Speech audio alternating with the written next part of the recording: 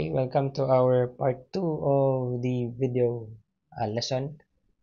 Okay, this is the last problem that I solve involving air mixing. So, kani ang answer, di ba guys? Kindly review na lang sa previous video.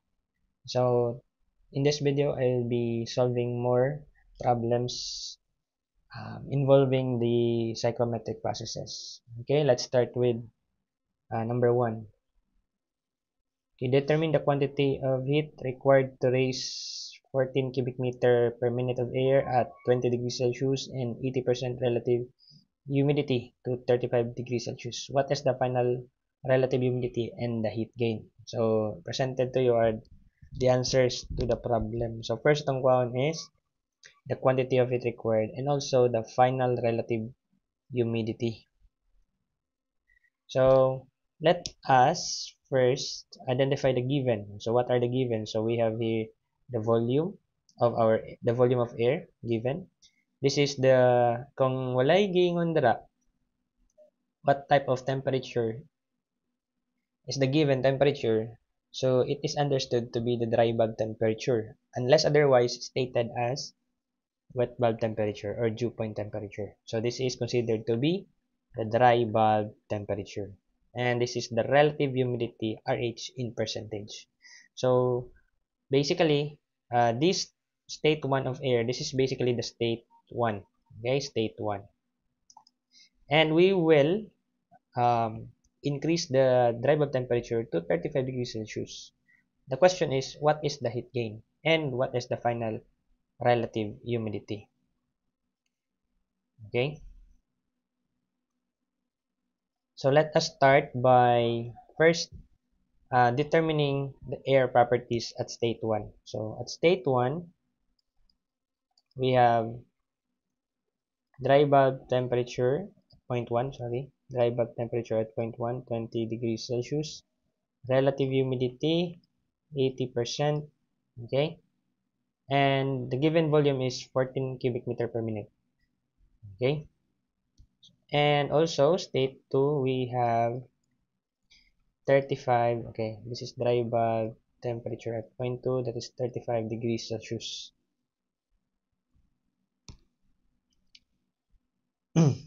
So as you can see, there is no from the problem we can conclude that there is no moisture being added or being removed, basically because we are just changing or increasing the dry bulb temperature. So from the concept that we have discussed the previous discussions we had, so ang itsura or tsura ng ano niyan, yung process is, say for example, from point 1, because we are heating. So basically, this is under sensible heating process. Okay, sensible heating process lang yan. Okay, from state 1 to 2. So basically, that is our process. So we have here the relative humidity. Di ba nga yung relative humidity ng graph? That is the curve.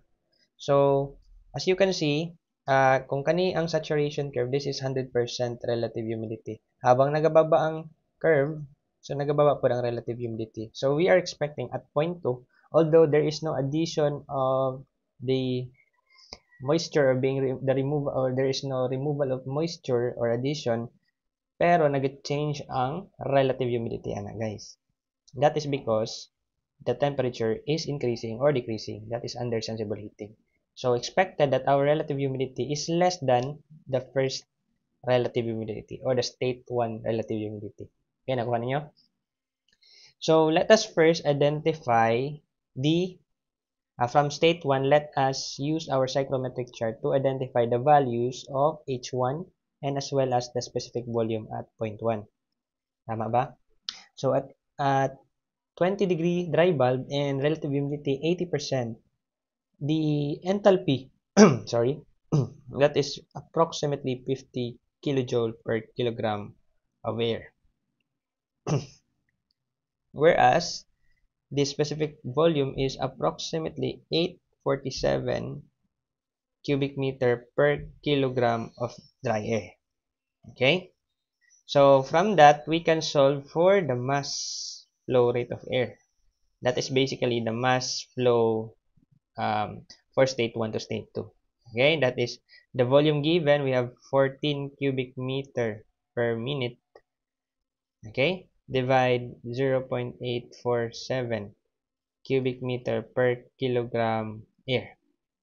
So for us to convert this into seconds, okay, per second, so we will multiply it by the conversion factor 1 minute per 60 seconds. Okay, so we can cancel minutes, cubic meter, cubic meter. So we have the value or the unit for mass, or the value in the unit for mass equivalent to, so that is equivalent to, let me check, okay, 14 divide 0.847 times 60, and that is 0.275.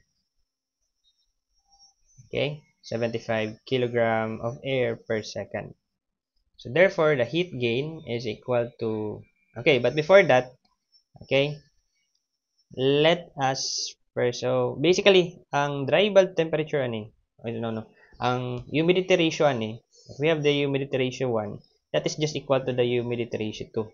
So from the psychrometric chart, butangan ninyo ang inyong point to the corresponding 35 degrees Celsius, because basically the humidity ratio at point 2 is just equal to the humidity ratio at point 1. So straight lang, horizontal line. So at state 2, the enthalpy is equal to, okay, hold on, the enthalpy is equal to 65.5 kilojoule per kilogram of air. Okay, and also the relative humidity at point 2, so that is actually the other required. Okay, the relative at point 2 using the psychrometric chart, that is equivalent to 34%. So just using the psychrometric chart, we already determine the second unknown. So that is the final relative humidity. Okay, so the left, or the remaining required that we will be solving or calculating is the heat gain. Okay, the formula is equal to the mass of air times the difference of the enthalpies. Okay, that is H1 minus H2. So therefore we have the heat gain equal to 0.275 kilogram of air per second, to be multiplied by the difference between the enthalpies. So we have for enthalpy at point 2, 65.5 minus 50. That is the enthalpy at point 1, kilojoule per kilogram of air. We can simply cancel kilogram of air. Therefore, the heat gain is therefore equal to, well, that is 0.275 times 65.5 minus 50, and that is approximately 4.26, or that is approximately 4.27 based on the answer key. Okay, that is kilojoule per second or kilowatts. Okay, that is the answers for the required. Next, okay, that is basically the problem. So we have 34% and 4.27. Okay, next problem, determine the quantity of heat removed from 14 cubic meter per minute of air when cooled from 37-degree dry bulb and 21 wet bulb temperatures to 15-degree dry bulb. What are the initial and final relative humidities? So based on the problem, heat remove lang guys. Then we are just changing the dry bulb temperature, from 37 to 35, and that is removal. So basically we have a process called sensible cooling. Okay, sensible cooling. So kaganina, this is actually sensible heating. Okay? So medyo delayed ang ang response sa cursor or sa pen. So I hope you still able to follow my solving or my solution. Okay? So basically the expected psychrometric process diagram is like this. So we have at point 1, so that is basically sensible cooling. So the arrow will be in the left side direction, or left towards the left side. Okay, so this is point 1, this is point 2. So For our state 1, okay, let us enumerate the given. Okay, list down the given, that is dry bulb temperature at point 1, that is 37 degrees Celsius. Wet bulb temperatures at point 1, that is 21 degrees Celsius. I hope in your solutions later on any examination, so I hope na naka-organize po. So you first list down the given, then you list down the required. Okay, for state 2, we have dry bulb temperature at point 2, 15 degrees Celsius. So we can using these two parameters, we can identify the specific humidity, or specific humidity ratio at point 1. So that is just basically equal to the humidity ratio at point 2. So basically we have two parameters already. Okay? Using your psychrometric chart, we can solve for H1. Basically atong determine the heat remove. Okay? So we need H1 and also the relative humidity at point 1. Okay? So H1 from the psychrometric diagram, so kindly confirm guys that is approximately 61 kilojoule per kilogram air. And relative humidity is approximately 23 degrees, that is 23 percent. So basically this is your answer for one of the required. That is the initial relative humidity. This is the initial relative humidity.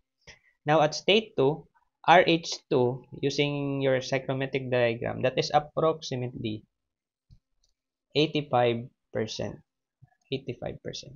Okay, that is the relative humidity at point 2. So basically these are the required.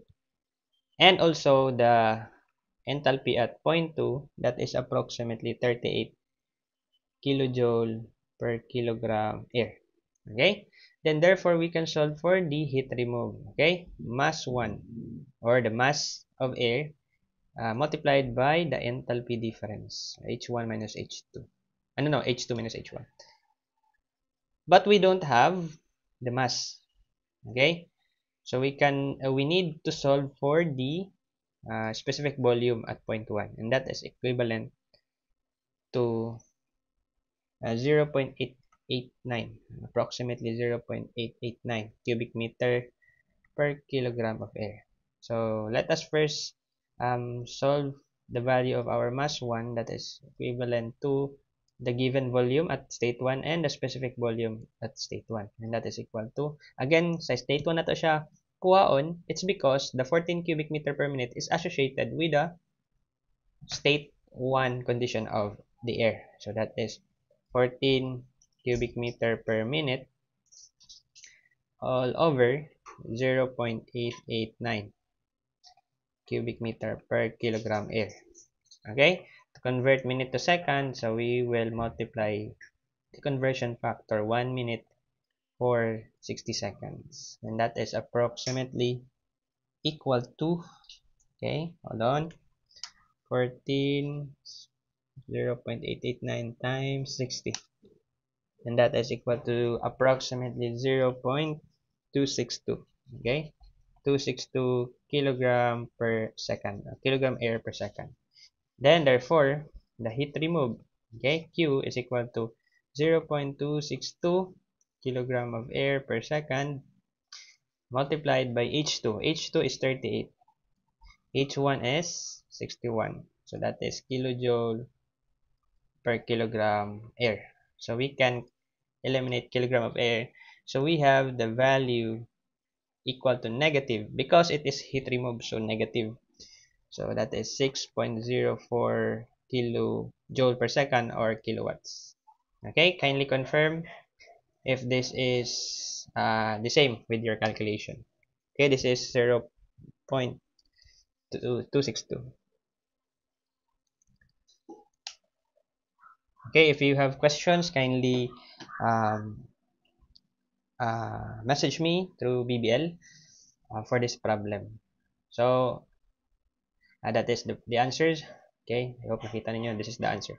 Negative 6.04 or approximately negative 6.04 kilowatts, and 23% and 85% are the relative humidities. Okay, for your quiz 3, okay, if you are watching this video, most likely you will be able to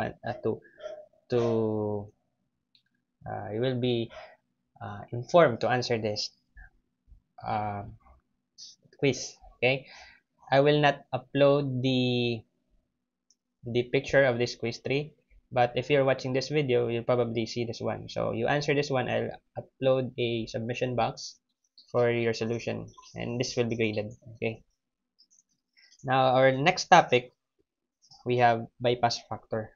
So ako lang i-include a little bit for this video. So bypass factor is basically the amount or the percentage of the bypass air. Okay, Kibale, that is the portion of the air that passes through the coil without contacting the coil surface.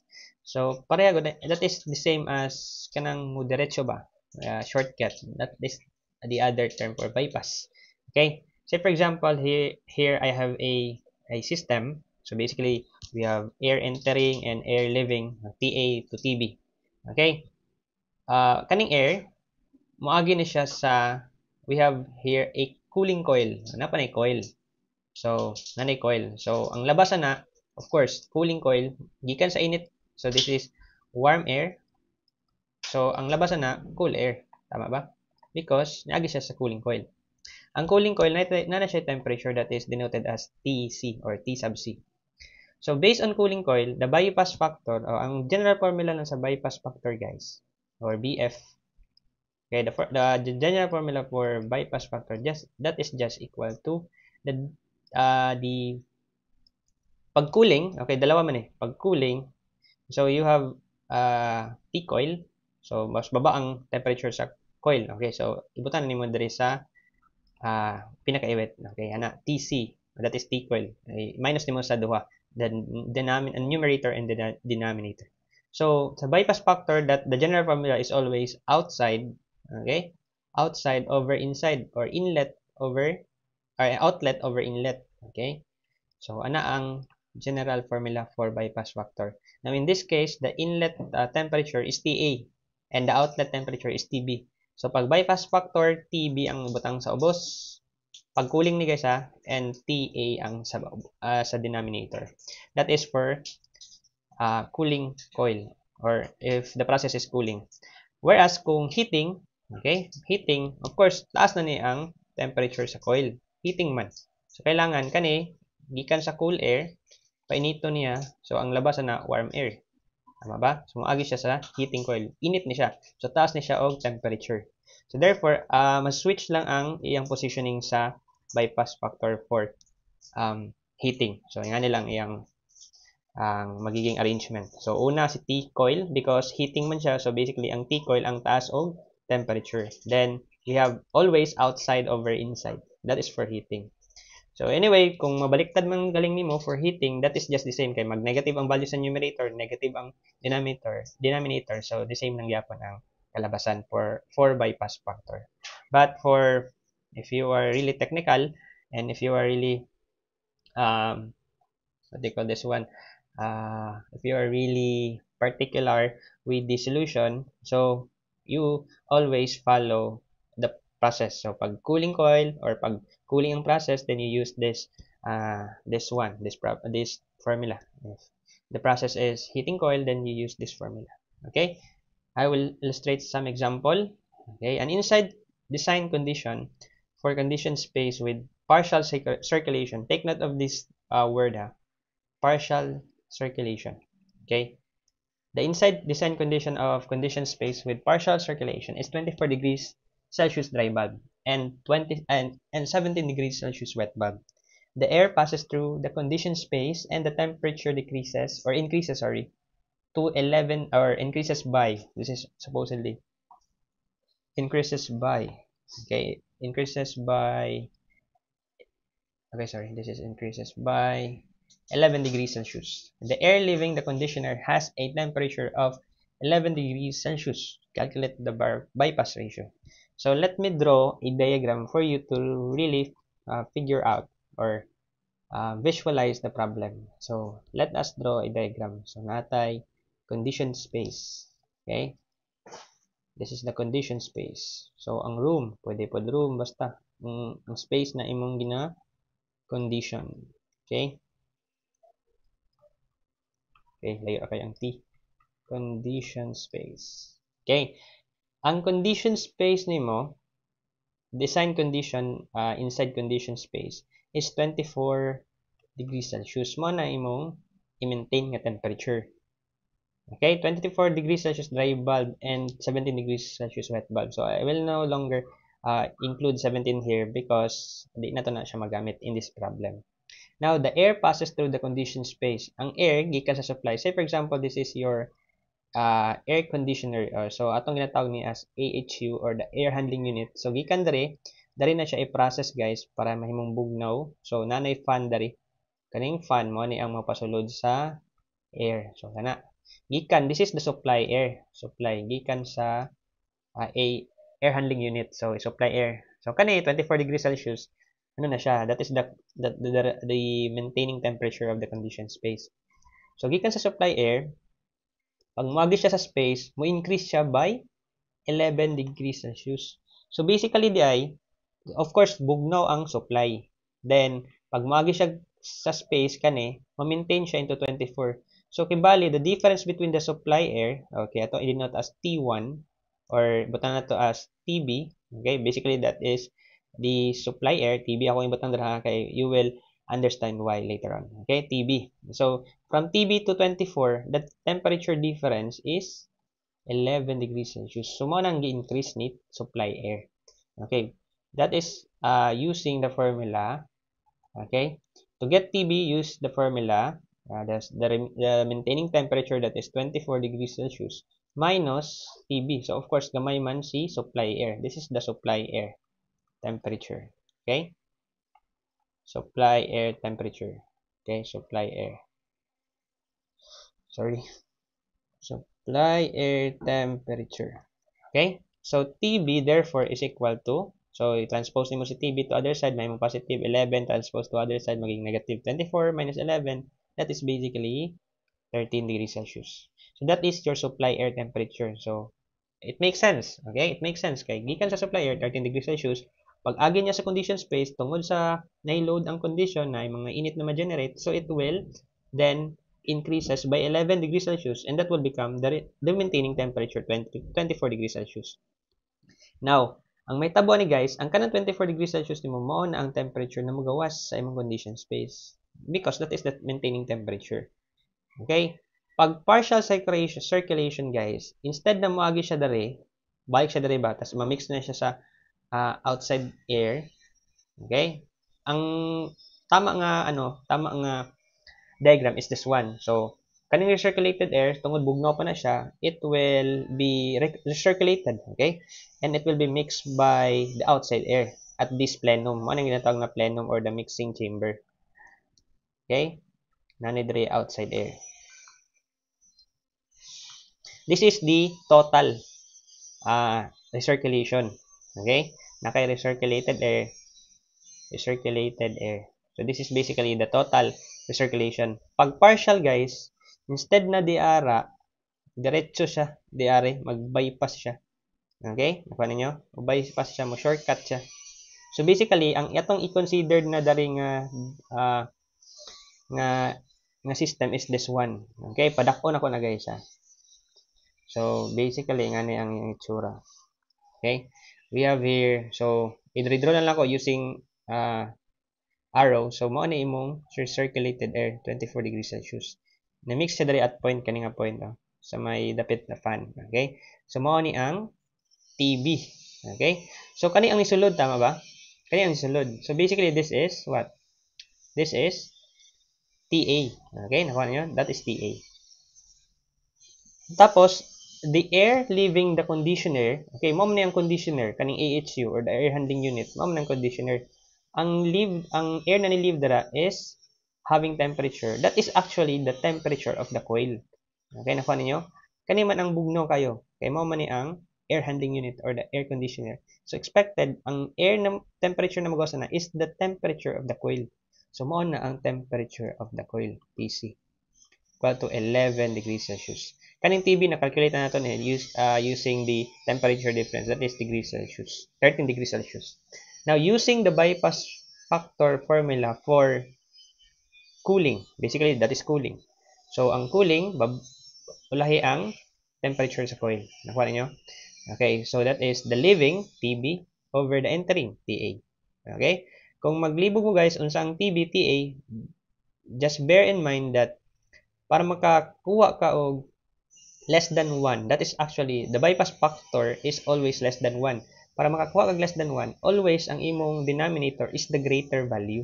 So just in case ma-confuse ka asa ang T1 or ang TA or TB dari, okay? You use always the concept ang denominator is always the larger value.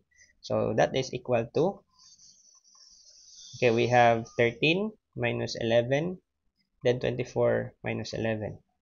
And that is approximately equal to, okay, use your calculator, 13 minus 11, then 24 minus 11, that is approximately equal to 0.15154.